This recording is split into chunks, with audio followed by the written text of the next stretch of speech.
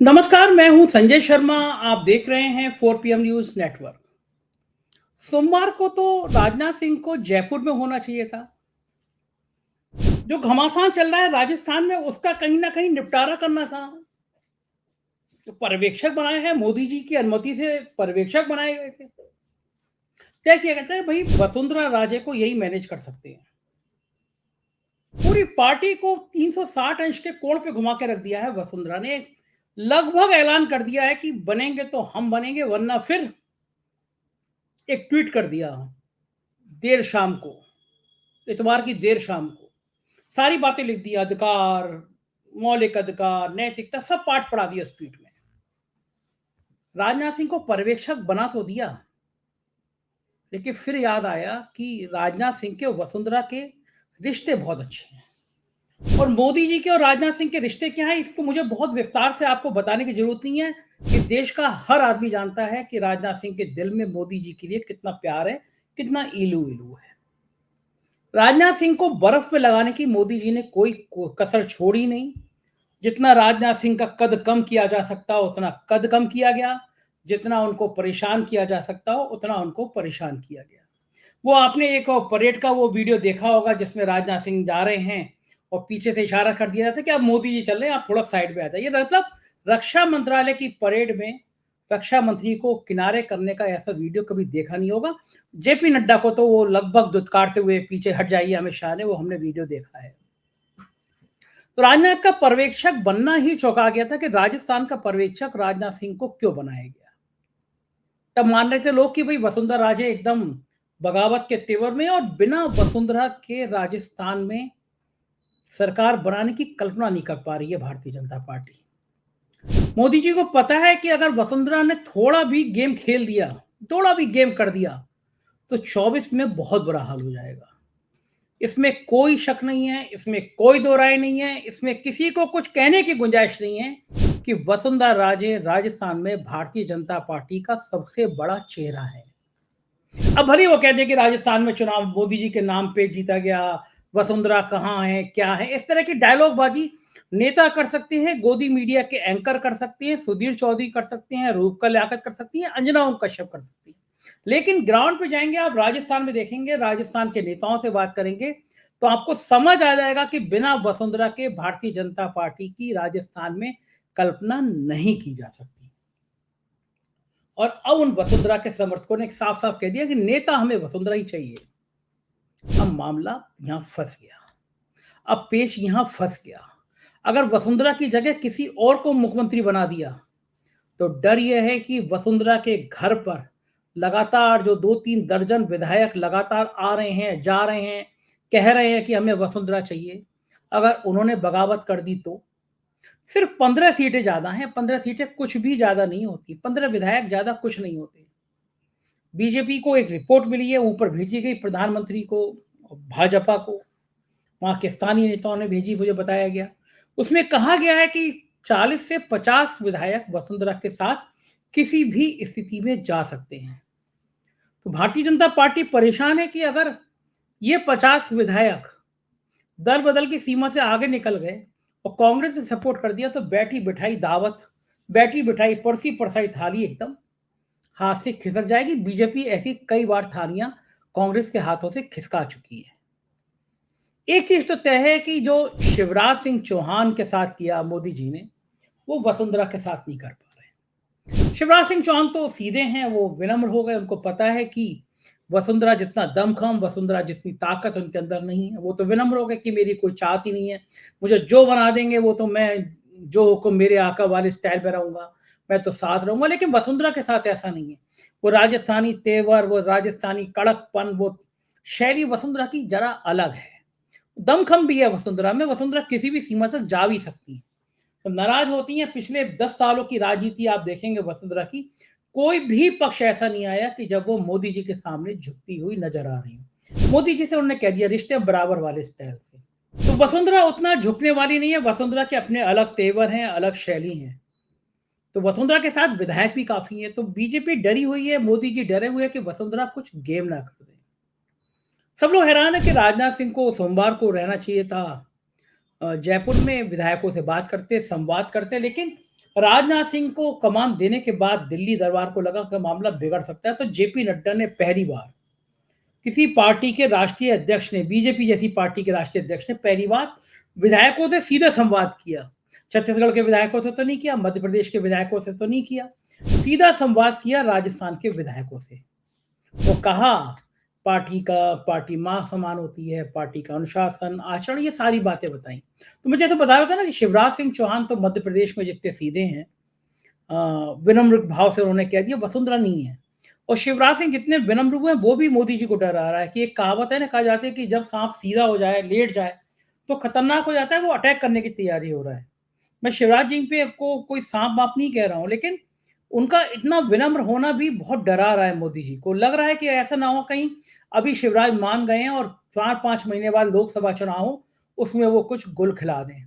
और यही डर राजस्थान में वसुंधरा राजे को लेके डरा रहा है आला कमान को कि कहीं वसुंधरा राजे नाराज हो गई तो 4-5 महीने बाद जो लोकसभा का चुनाव होगा वो बहुत भारी पड़ सकता है।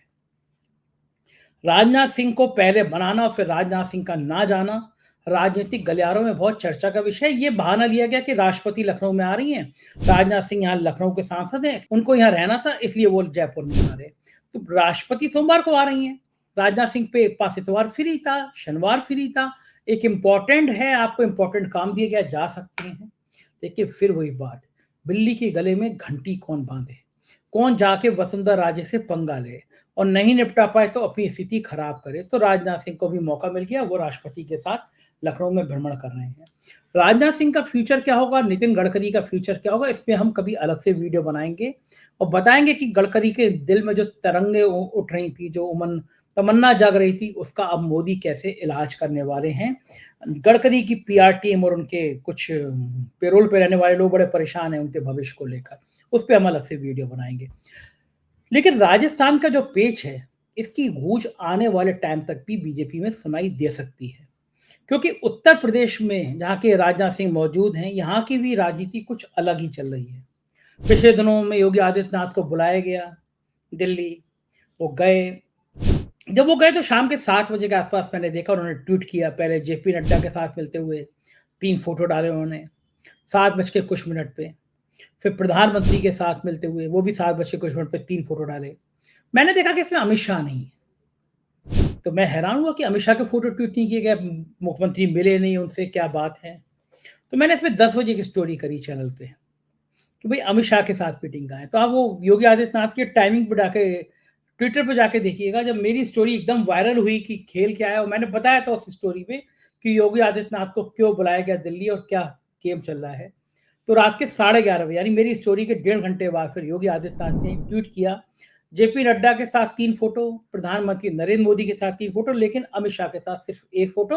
और उस फोटो में भी आप चेहरा देख के, दोनों की बॉडी लैंग्वेज देख के समझ जाएंगे कितने तनाव भरे क्षणों में ये फोटो खिंचाया गया। अमित शाह तो हालांकि मुस्कुरा रहे हैं, लेकिन योगी जी थोड़े गुस्से में दिखाई दे रहे हैं। तो उत्तर प्रदेश की राजनीति को लेके भी दिल्ली दरबार बहुत मुतमईन हो ऐसा नहीं है।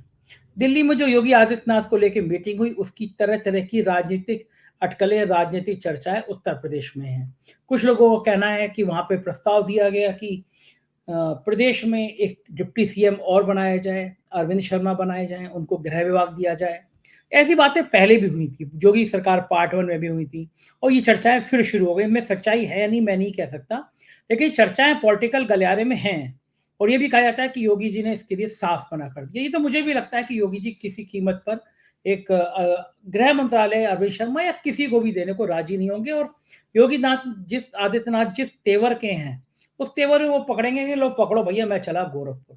और अब मोदी और शाह और नड्डा तीनों मिलकर इस स्थिति में नहीं है कि वो आने वाले 4 महीने के लोकसभा चुनाव में योगी आदित्यनाथ की नाराजगी को किसी भी रूप में सहन कर पाए, क्योंकि हिंदुत्व का वो बड़ा चेहरा हो गए हैं योगी आदित्यनाथ मोदी जी से। तो ये बीजेपी की पूरी राजनीति गुड़म गुड़म गुड़म गुड़म हो रही है। तो मैंने सोचा आपको बताऊं, इस बीच में कांग्रेस के एक सांसद के घर, शराब व्यापारी, उनके घर से 300 करोड़ कैश मिलने का मामला गर्मा गया है।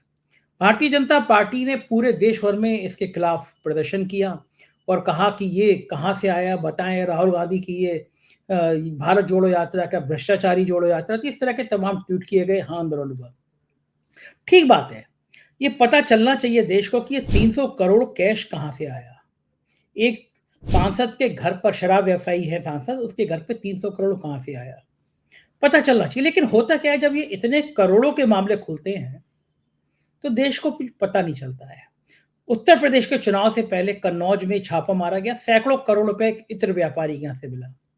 उस समय में कह दिया गया कि ये समाजवादी पार्टी का व्यापारी था, लेकिन बाद में पता चला कि उसके तार तो भारतीय जनता पार्टी से जुड़े हुए थे। इत्र व्यवसायी का पैसा कहाँ से आया, क्या हुआ, आज तक किसी को नहीं पता। मामला ठंडे बस्ते में चल गया। उत्तर प्रदेश के एक बड़े बिल्डर हैं, मैंने कई स्टोरी दिखाई थी, उनकी रियल एस्टेट की कंपनी है। उस स्टेट रियल एस्टेट की कंपनी से कई बड़े ब्यूरोक्रेट जुड़े हैं। साहे साहब ने कई लोगों को असहाय कर दिया है। उनके कई बड़े नौकरशाह जुड़े हैं, और भारतीय जनता पार्टी के एक संगठन मंत्री का बताया जाता है उनको संरक्षण था।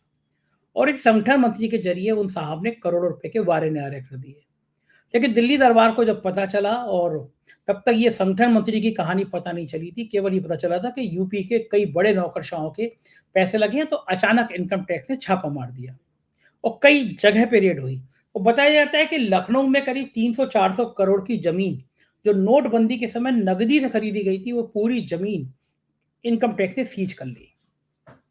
अब मामला बीजेपी के संगठन मंत्री से जुड़ा था। तो जो इस कार्रवाई से जुड़े थे इनकम टैक्स के अफसर, असिस्टेंट कमिश्नर थे या कमिश्नर थे, त्रिपुरारी नाम था मेरे ख्याल से उनका, उनका फिर रातों रात तबादला करा दिया गया। और इनके समर्थकों ने, इस बिल्डर के समर्थकों ने कहा कि हमने तबादला करा दिया, अब देखो कुछ नहीं होगा, हमारा सारा मामला ठंडे बस्ते में।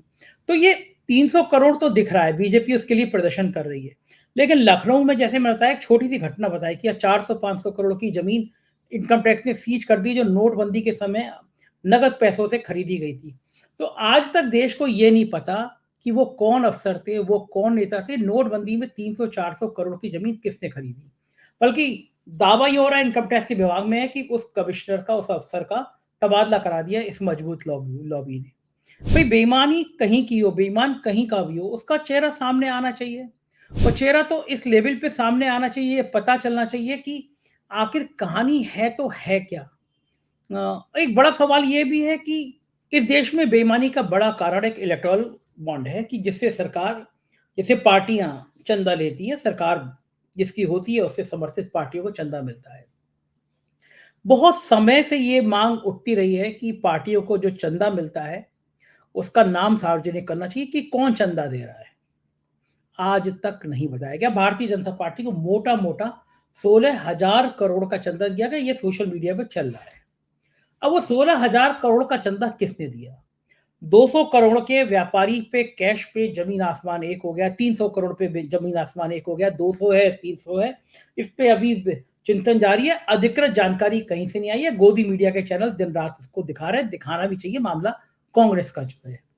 लेकिन ये 16,000 करोड़ का जो चंदा भारतीय जनता पार्टी को मिला या फिर कांग्रेस को मिला, कांग्रेस को तो इसके चौथाई के चौथाई का चौथाई भी नहीं मिल रहा, कोई देता भी नहीं है। जो देता है उसकी मुसीबत हो जाती है। लेकिन आपकी सत्ताधारी पार्टी, इसको 16,000 करोड़ रुपए किसने दिया, ये भी तो देश को जानना चाहिए। और जिन्होंने 16,000 करोड़ दिया, किसी ने 500 करोड़ दिए होंगे, किसी ने 700 करोड़ दिए होंगे, उनके नाम पता चलना चाहिए, जिससे देश को यह भी पता चले कि बदले में पार्टी ने, सरकार ने उनको क्या दिया। 300 करोड़ के कैश पे तो आप पूरा जमीन आसमान एक कर देंगे, और 16,000 करोड़ रुपए आपके पास कहां से आया ये आप नहीं बताएंगे। मूंगफली खरीदने जाइए, 50 रुपए की मूंगफली खरीदिए, यूपीआई करिए, पैसा नहीं हो तो आपने 50 रुपए की मूंगफली खरीदी, ये सरकार को पता होगा, आपने यूपीआई किया है, फोन पे किया है। लेकिन पार्टी के पास 16,000 करोड़ रुपए कहां से आया, ये हिसाब कोई नहीं देगा, कोई नहीं बताएगा, क्योंकि सत्ता आपकी है। सुप्रीम कोर्ट में मामला गया कि भाई बैंकों के हजारों करोड़ रुपया एनपीए हो गए, माफ कर दिए गए। रिट लगी, आरटीआई में पूछा गया कि भाई ये कौन लोग हैं जिनके हजारों करोड़ रुपए सरकार ने माफ कर दिए, नाम तो बताइए। सरकार ने कहा कि साहब इनके नाम बता दिए तो इनकी साख पर सवाल खड़ा हो जाएगा। आप सोचिए, जो चोर, जो बेईमान हजारों करोड़ रुपया सरकार का, बैंक का मार रहे हैं, और बैंक का किसका पैसा, सरकार का थोड़ी है, वो मेरा और आपके टैक्स का पैसा है। हजारों करोड़ रुपए जिन्होंने बैंक के मार लिए, बैंक ने उनके ऊपर कोई कार्रवाई नहीं करी, सरकार उनका नाम नहीं बताएगी, क्योंकि उनकी साख पर सवाल खड़े हो जाएंगे। और यहाँ 50,000 रुपए का कर्जा हो जा रहा है तो किसान आत्महत्या कर ले रहा है, क्योंकि बैंक उसका जीना हराम कर रहा है। ये दोहरी व्यवस्था, ये दोहरा आचरण जब समाज में आ जाता है, तो निश्चित रूप से ऐसी बेईमानी की घटनाएं सामने आने लगती हैं। तो माना क्या जाए कि इस भ्रष्ट तंत्र में, इस सड़ी गली व्यवस्था में कोई आवाज कहीं से नहीं उठेगी। अचानक ही एक दिन शोर उठेगा कि हमने 3 राज्य जीत लिए, हमने 4 राज्य जीत लिए। आप हैरान हो जाएंगे कि आप गली-गली में घूम रहे थे, मोहल्ले-मोहल्ले में घूम रहे थे, लोग तो विरोध में दिख रहे थे, ये लहर कहाँ से आ गई अचानक? वो लहर किसी को नहीं दिखती, वो लहर मुझे नहीं दिखी, मैं मध्य प्रदेश में गया और पत्रकार गए, उन्हें नहीं गई दिखी। एबीपी के सी वोटर्स, बड़ा सम्मानित वोटर्स एजेंसी है, वो गई, उसको नहीं दिखी। लेकिन मंगल ग्रह से कुछ लोग आए थे, उन्होंने कान में, एक प्रदीप गुप्ता नाम के एक शख्स है, उनके कान में कहा कि यहाँ तो लहर है बीजेपी की और 156 155 सीटें आएंगी। और उन्होंने जाके चैनल में बताया, और चैनल भी कौन सा चुना? वो जहाँ पे तिहाड़ जेल में जो रिश्वत मांगने के आरोप में पत्रकार जेल गए थे, उनका चैनल चुना आज तक। उन्होंने जाके कहा कि भाई इतनी इतनी सीटें आएंगी, और चैनल ने दिखा दिया, उसे 5 या 6 सीटें आगे पीछे आ गई। तो वो लहर सिर्फ उन पत्रकार को, उस एजेंसी को दिख रही थी और उस चैनल को दिख रही थी। ऐसा संभव है क्या? हो सकता है क्या? जितनी सीटें बताया सिर्फ 5 या 6, ऐसा क्यों किया जाता है? ऐसा इसलिए किया जाता है कि एग्जिट पोल के जरिए आपके दिमाग में उठा दें कि भैया यहाँ तो 156 160 सीटें आ सकती है, और जब 163 निकले तो फिर आपको यकीन आ जाए कि हाँ, ये पार्टी की तो लहर थी। इस देश का लोकतंत्र एक खतरनाक मोड़ पर जा रहा है। ईवीएम पर लगातार सवाल उठ रहे हैं।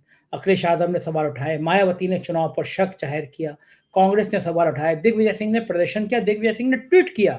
एक फेसबुक पे एक व्यक्ति ने लिखा था, चुनाव वोट पड़ने के अगले दिन लिखा था कि कांग्रेस प्रत्याशी को 77,000 और भारतीय जनता पार्टी के प्रत्याशी को 93,300 वोट मिलेंगे। वोटिंग होने के अगले दिन लिख दिया था, और जब रिजल्ट आया तो वही नतीजा हुआ, 77,000 कांग्रेस को और बीजेपी के आदमी को 93,000 कुछ वोट। तो ये कैसे संभव है? उस मंगल ग्रह के आए हुए व्यक्ति ने, जिसने प्रदीप गुप्ता को, जिसने आज तक को बताया था कि इतनी सीटें आएंगी, क्या उसी ने उस व्यक्ति को बता दिया था, बता दो कांग्रेस को इतने वोट मिलेंगे? तो जाहिर है कि लोकतंत्र में ऐसे सवाल खड़े हो रहे हैं, और ये खतरनाक स्थिति है, ये लोकतंत्र के लिए खौफनाक स्थिति है कि लोग आपकी इस व्यवस्था पर, जिसमें जनप्रतिनिधि चुने जाते हों, उस पर सवाल खड़े करना शुरू कर दे। अखिलेश यादव ने कहा अपने 2 दिन पहले प्रेस कॉन्फ्रेंस में कि दुनिया के जितने बड़े देश हैं, अमेरिका हो, इंग्लैंड हो, जापान हो, कहीं पे भी ईवीएम यूज नहीं होती है, पोस्टल बैलेट यूज होता है। हमारे यहाँ उन्होंने कहा कि कौन सा ज्यादा जरूरी है कि 2 दिन में आप काउंटिंग करा लीजिए, काउंटिंग 10 दिन बढ़ा लीजिए, लेकिन बैलेट पेपर पे चुनाव हो, पता तो चले किसने किसको वोट दिया है। अब आप बड़ी कल्पना करिए कि फोन में पेगासस आ गया, मेरे हाथ में फोन है, मैंने किसी को दिया नहीं, तब तक एक सॉफ्टवेयर पता नहीं कहां से मेरे फोन में आ गया, मेरा सारा डाटा हैक होकर चला जाए, ये पेगासस है। तो जब फोन में इजराइल में बैठा आदमी एक सॉफ्टवेयर से मेरे फोन को हैक कर सकता है, तो एक विधानसभा में 20 ईवीएम हैक नहीं हो सकती, ये कौन कह रहा है? ये पूरी राजनीति की तस्वीर है, जिसमें मैंने आपसे चर्चा करी। आप एक सजग प्रहरी हैं, आपको पता होना चाहिए कि आपके समाज में, आपकी राजनीतिक व्यवस्था में क्या चल रहा है, क्यों चल रहा है, और चलना चाहिए या नहीं चलना चाहिए। इस व्यवस्था को बदलना है तो आपको भी सक्रिय होना पड़ेगा। अपनी रचनात्मक सकारात्मकता बढ़ाइए, सरकार के पक्ष में हो या विपक्ष में हो। जो चीज सही है उसको लिखना शुरू करिए। गोदी मीडिया के चैनल को देखना बंद कर दीजिए। यकीन है आप पहले ही देखना बंद कर चुके होंगे, लेकिन इनके बारे में सोशल मीडिया पर लिखना शुरू कर दीजिए कि सत्ता के दबाव के आगे, सत्ता के पैसे के आगे किस तरह ये लोकतंत्र की हत्या कर रहे हैं। 4 पीएम को प्यार देते रहिएगा, सब्सक्राइब करिएगा, ज्वाइन करिएगा। आपका प्यार मेरे लिए बहुत बड़ी पूंजी है, इसे बनाए रखिएगा। शुक्रिया, थैंक यू।